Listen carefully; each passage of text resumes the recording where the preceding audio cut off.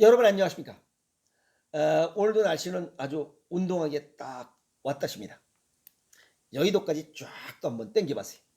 한강의 그 파도 치는 그 모습을 보니까 그냥 가슴이 뻥 뚫립니다. 이 좁은 공간에서 그러다 거기 가서 딱 뻥 뚫린 데를 보니까 너무 가슴이 시원합니다. 그러니 바닷가에 사는 사람들은 얼마나 기분 좋겠어요. 미움, 분노, 원망 이게 다 떨어져 나갈 거예요. 그래서 바닷가에 사는 사람들이 건강하게 사는 이유가 그건 것 같아요. 에? 올 여름엔 전부 다 바닷가 구경들 가세요. 아시겠어요? 돈이 없다고요? 그냥 빚을 내서 가세요. 그래 갚지 말고 그냥 가세요. 오늘 유튜브를 여는 이유는 이 남자분들과 여자들에게 귀가 번쩍 뜨는 이야기입니다. 또 그러니까 뭐 회심의 미소를 짓는 분들이 있어요. 이 쓰러진 볼펜이 다시 일어서는 내용이 아닙니다. 아시겠어요?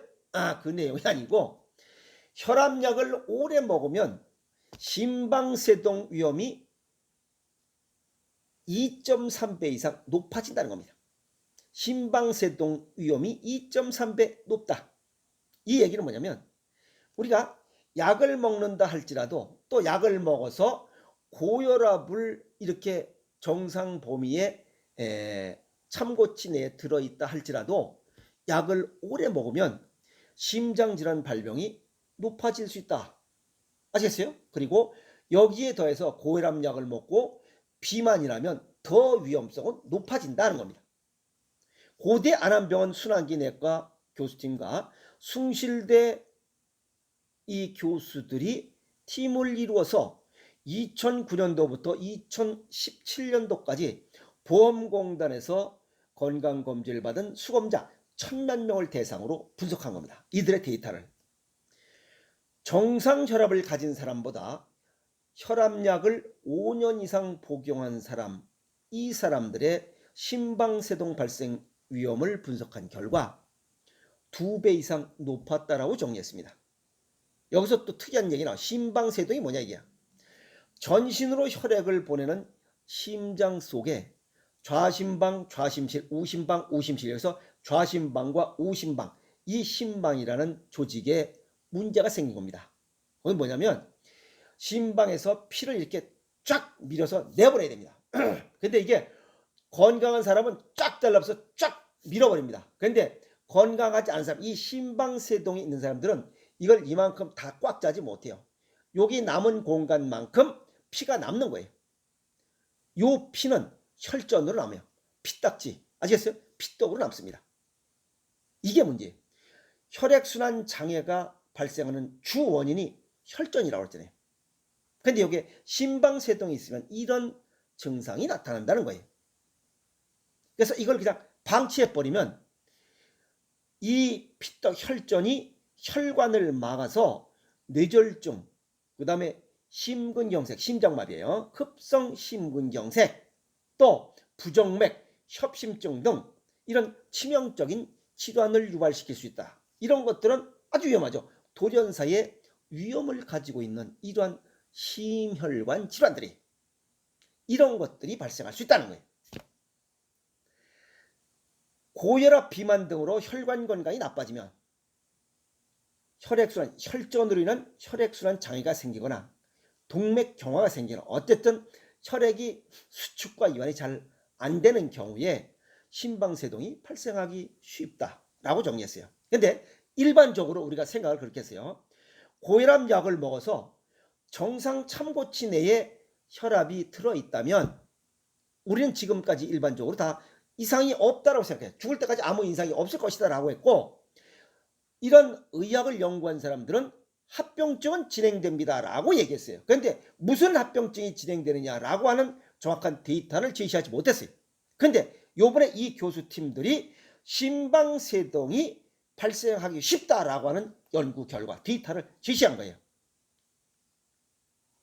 아시겠어요? 혈압약을 먹어서 정상치 범위에 들어있다 할지라도 심방세동 발생 위험을 알아차리지 못했어요. 알지 못했어요. 근데 이번에 그걸 밝힌 겁니다.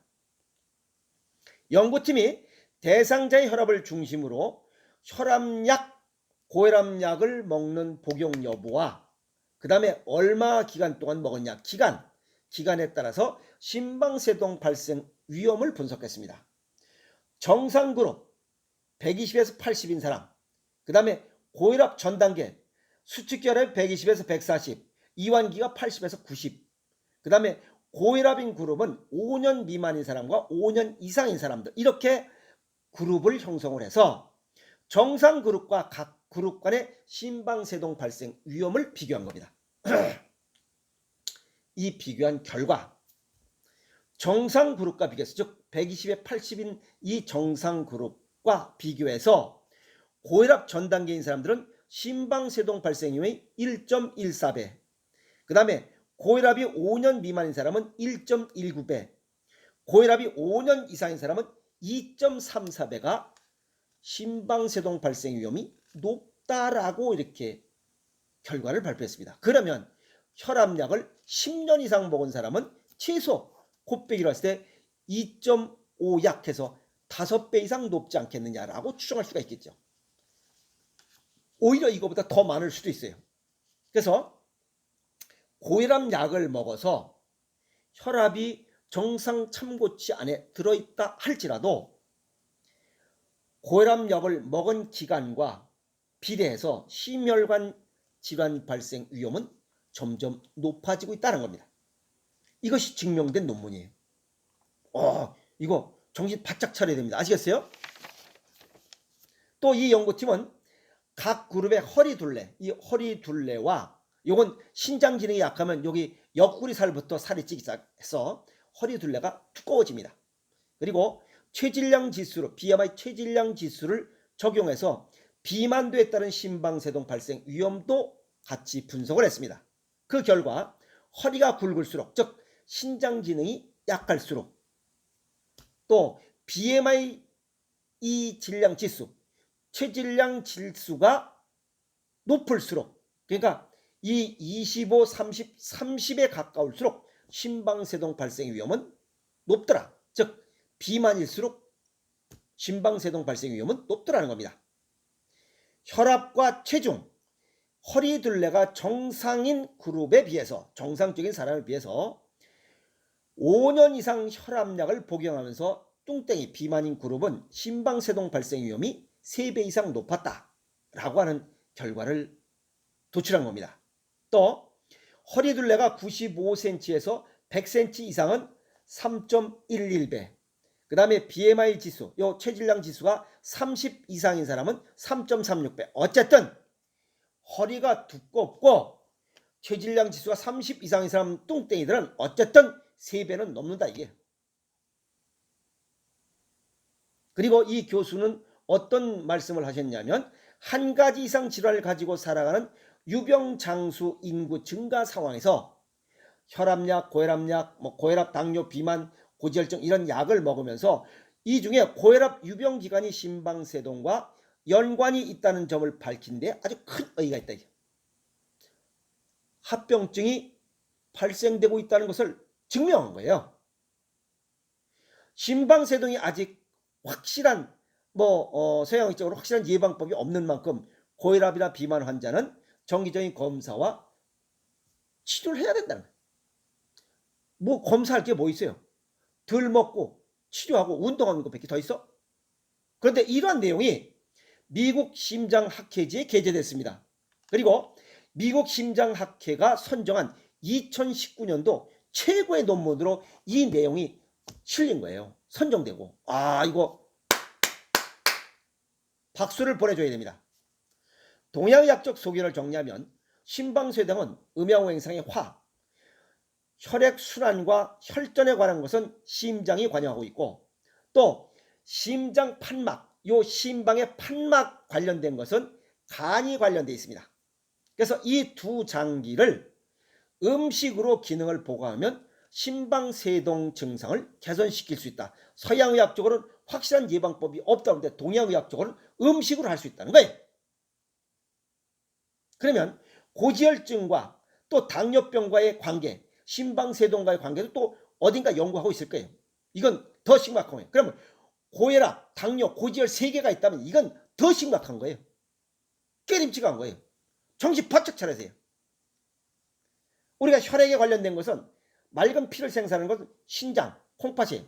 그 다음에 운영은 심장, 그 다음에 심장 판막, 이 판막에 관련된 것은 간이 관련돼 있어요. 그래서 이 세 개 장기를 기능을 보강해주면 심방세동을 개선시킬 수 있고 치유시킬 수 있고 또 혈압도 조절할 수 있다는 얘기가 나옵니다. 서양의학적으로는 불가능한 얘기예요. 그래서 이러한 기능을 보강할 수 있도록 생식으로 배합비를 달리해서 기능을 보강한다면 심방세동이나 혈압은 쉽게 치유시킬 수 있다. 체질과 건강 정도에 맞는 생식의 특장점이에요. 최고점이에요. 아시겠어요? 또 미국에서도 LRC 식사를 해서 심혈관계 질환인 사람들은 한 달 동안 이러한 생식을 처방해요. 한 달 후에 이렇게 처방을 하면 심혈관계 질환을 99% 치료해서 완치해서 내보내요. 그리고 안 된 사람들 아시겠어요? 그때는 수술할 것인지 약물 어떤 약물을 쓸 것인지 그때 결정을 해요. 그런데 우리나라에 이렇게 체질에 맞게 체질과 건강 정도에 맞게 생식이 있다는 것은 행복 중에 행복이에요. 그게 오행생식이야. 체질과 건강 정도에 맞게 먹을 수 있는 이런 생식이 있는 거 이건 행복이에요.